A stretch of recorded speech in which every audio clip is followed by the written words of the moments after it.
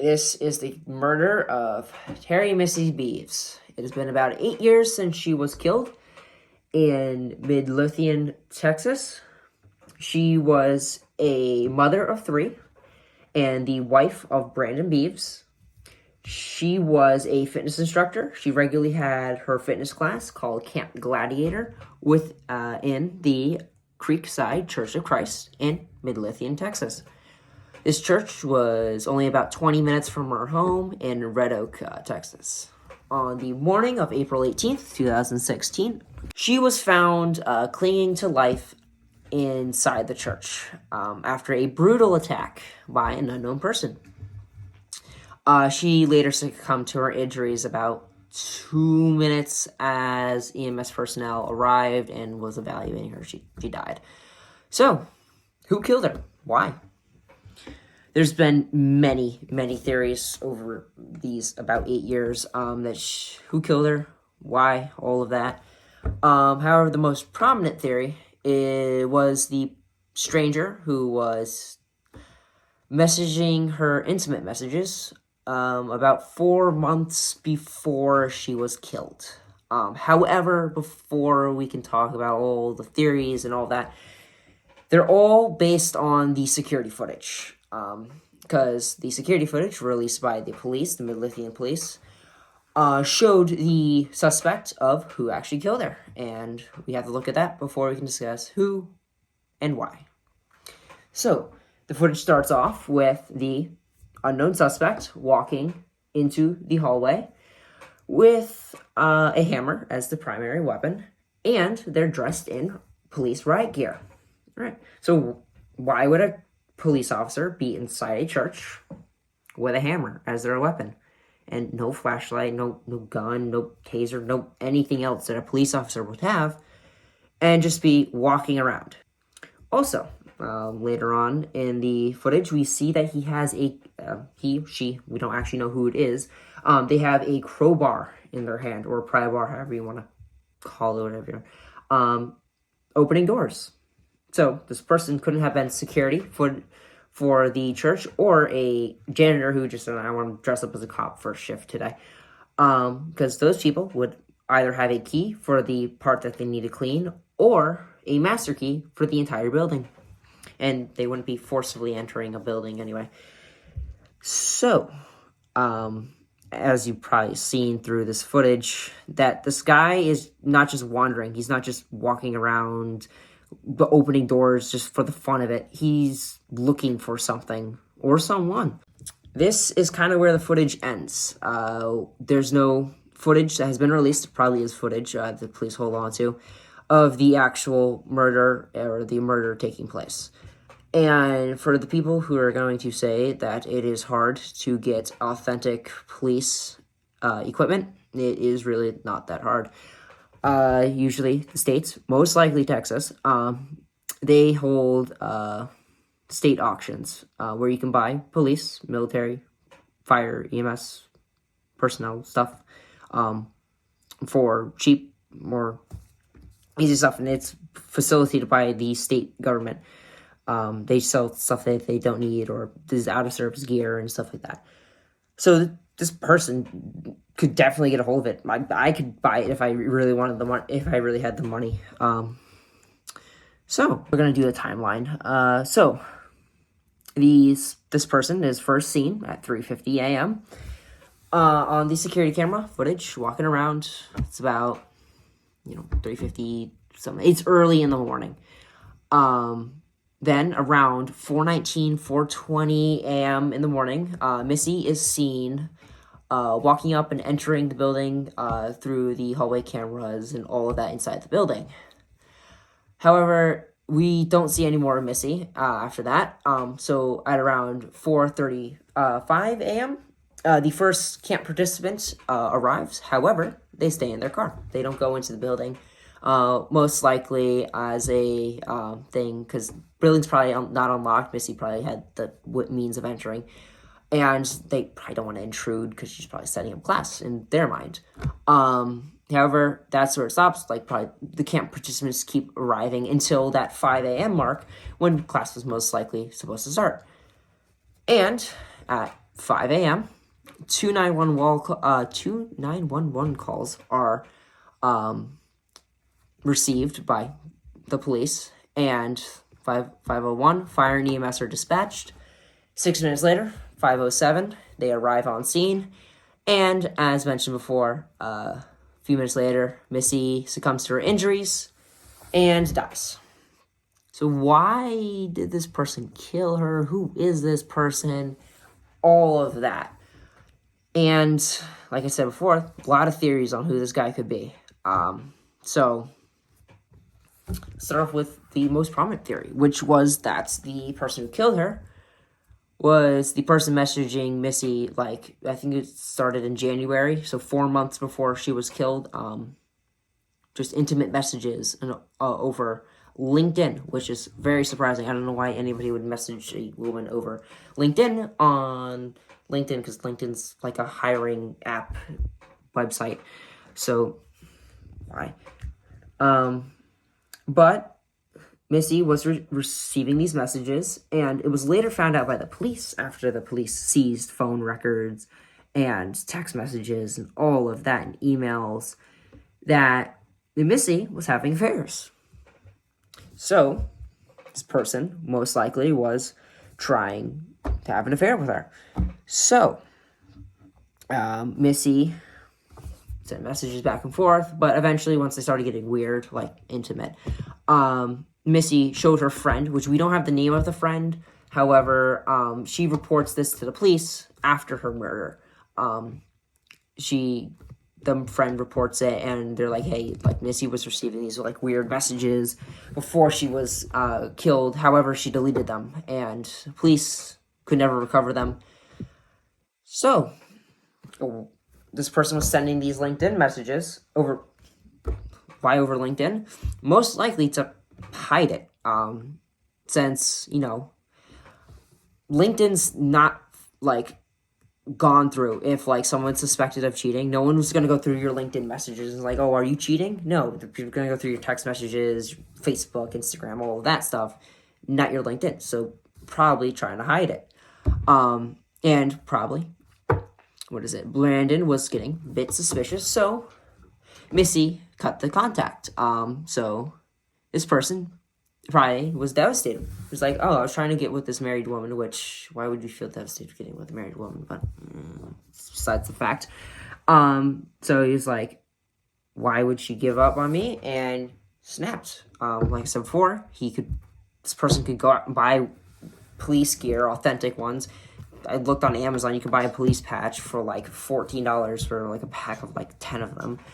And gone in, killed her. But how did he know where she was? How did he find her?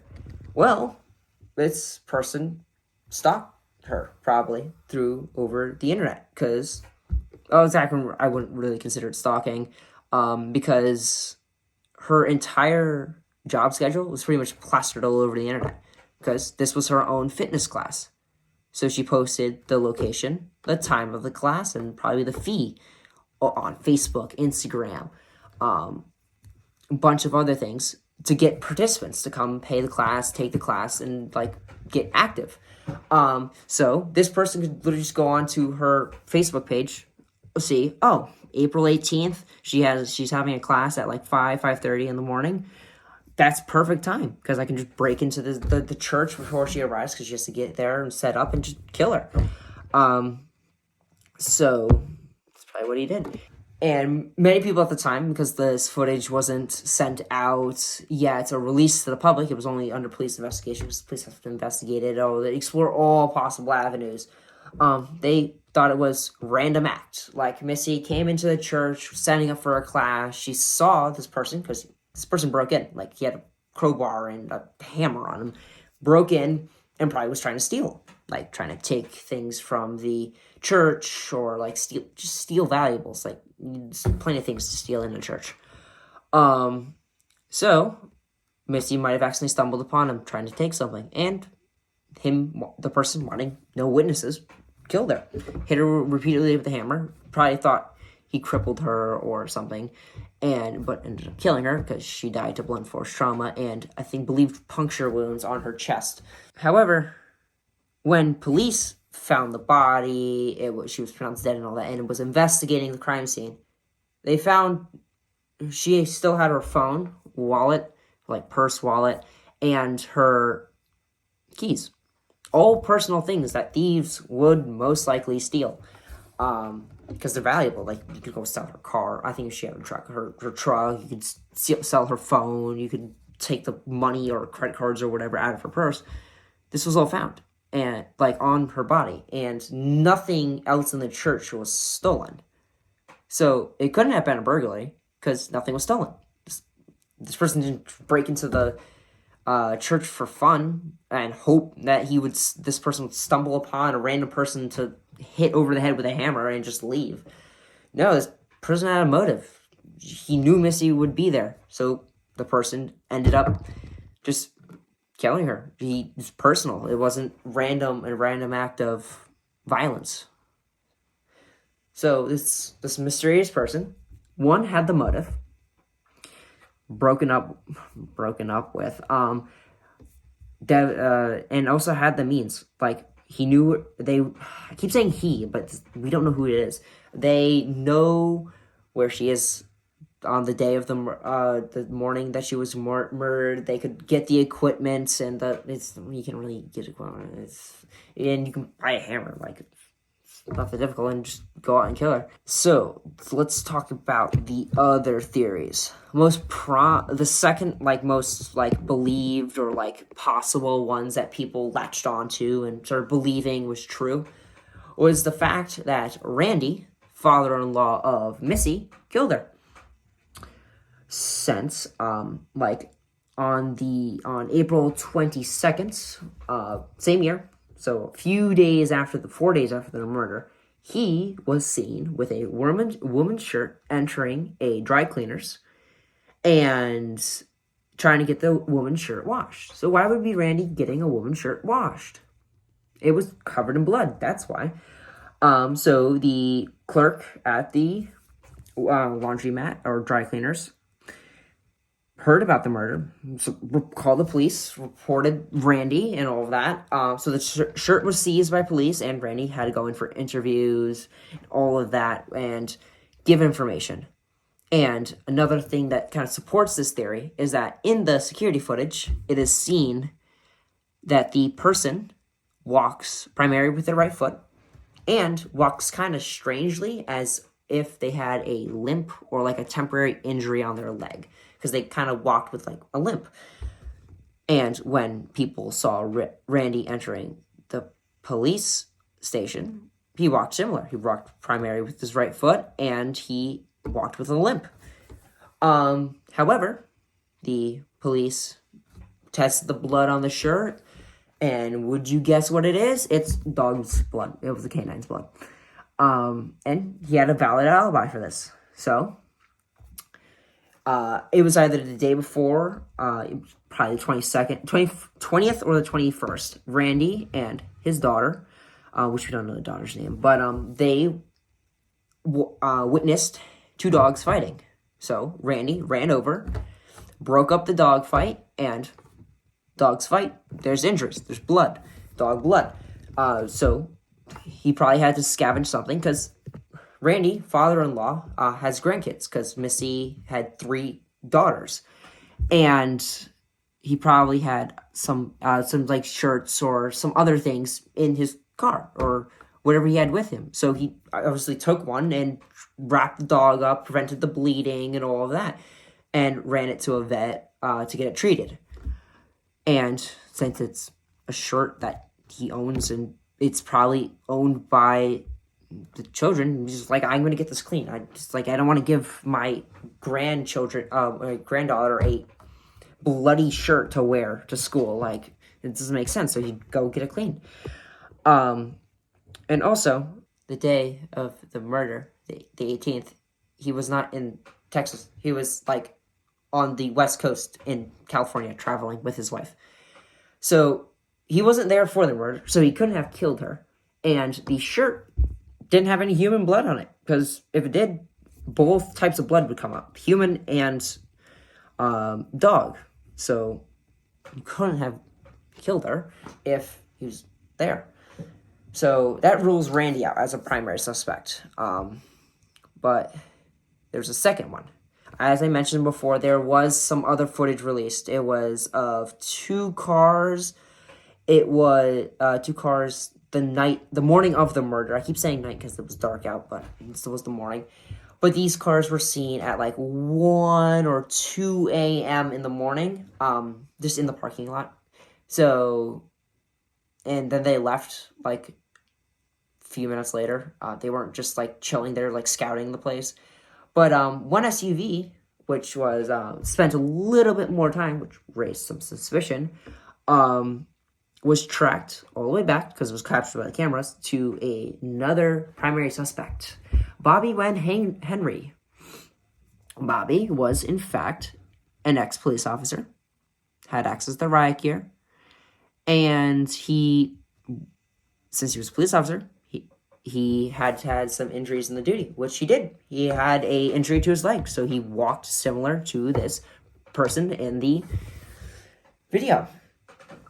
But why didn't he get arrested? Why wasn't he, charged? Reason was, he was 6'1".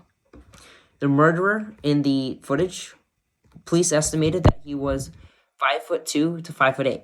A lot taller than the person who did the murder. And since he's an ex-police officer, his gear didn't fit him anymore, because it wasn't constantly getting updated and refitted for him. So he couldn't wear it. He was too tall, and also he was in jail. He had possession of CP, so he was in jail. He was rotting in jail when the murder happened. He also denied any interaction or anything with Missy. So that's kind of where he gets ruled out. He's in jail. He couldn't have done it when he breaks out of jail to get into a church to kill a random woman that he doesn't even know in gear that doesn't even fit him. So, yeah. And then the final major theory is Brandon killed her. As revenge for her cheating on him. The thing that's kind of supports this is that when Brandon gives an interview, which I will put the clip in. You as her husband. Well, she was a companion. We enjoyed fishing. We enjoyed going to the beach. We spent a lot of time at the ocean.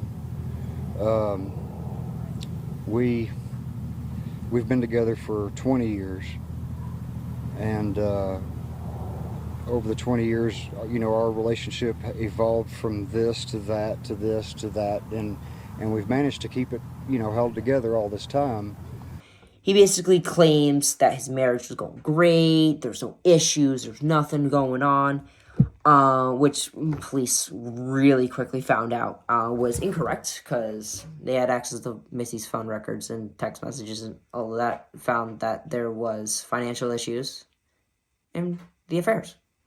So, did Brandon know that his wife was cheating on him, or was he just lying to cover it up, to cover him up, so it doesn't look like he was the murderer? However, he couldn't have killed her. Reason being, he was in Mississippi at morning of the murder. He was on a fishing trip with his friends. And who's gonna drive? I think it's it's a decent drive from Texas to Mississippi in order to kill your wife, even though you were having fun with your friends, and then drive back and have more fun with your friends fishing. It doesn't make any sense. And if Brandon were to kill her, wouldn't he want proof of the cheating or the affairs? Wouldn't he take her phone in order to transfer the text messages, screenshot them, and all of that, put it on his phone and say, hey, she was cheating on me, or whatever? But her phone wasn't taken. He would have had to take the phone to do the transfer, because he's just not going to sit there for I don't know, it was 2016, for 30 to 45 minutes when there's people waiting in the parking lot for Missy to transfer these files and these text messages and these photos to his phone. No, he would have taken it. And also, if he were to kill her, They had 3 kids. 3.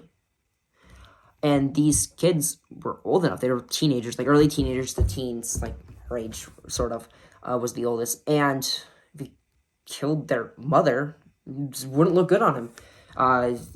His kids would renounce him. They would hate him forever. And you'd lose the only people he really had left after, killing Missy. Devastate them for the rest of their life. He would have no one, because his side of the family would hate him, and then her side of the family would hate him, and his kids would hate him, and wouldn't make any sense. It'd be more logical to divorce, go through the legal, and the divorce her that way. Okay, and so with all this information, it is safe to conclude that the unknown person had the motive and the means to kill Missy, because all these other primary suspects that we've talked about had alibis or had reasons for either not being in the state or being locked up, or couldn't have made it in time, or it would be weird for them to kill her because it wouldn't line up with where they were, how, and all of that. But this also sort of gives police the means or the thing to reinvestigate this. It's 2024, so 8 years as of, I think it's Thursday, it's the 18th, to reinvestigate it. We have new technology. So this new technology, you might be able to recover the phone records if said phone hasn't been destroyed or lost or, whatever. Or you have new people in the police force now. Reinvestigate it. Reinvestigate the footage. Maybe even, it's maybe not the greatest, but release the murder footage to the public. Because, maybe someone can identify this guy or person because either the way they walk or maybe the sound. Because the footage that they released, there was no sound. The guy didn't make a word, say anything. Maybe the guy said something while killing her. Maybe they said a certain key word or something that someone knows, oh, that guy says that, or she says that, or whatever. And also, the people, they have new perspectives. They can help. New perspectives give more leads. The more leads, the more you can investigate. It will take time. It takes a lot more time. But it would help in the clarity of this murder and maybe even bring comfort to the family. But if you guys have any information, you can get, I think it's up to, I think it's $150,000 for the information and arrest of this person. But no one in this class has information because we live in Brookfield, Connecticut, and not Texas. So that's it.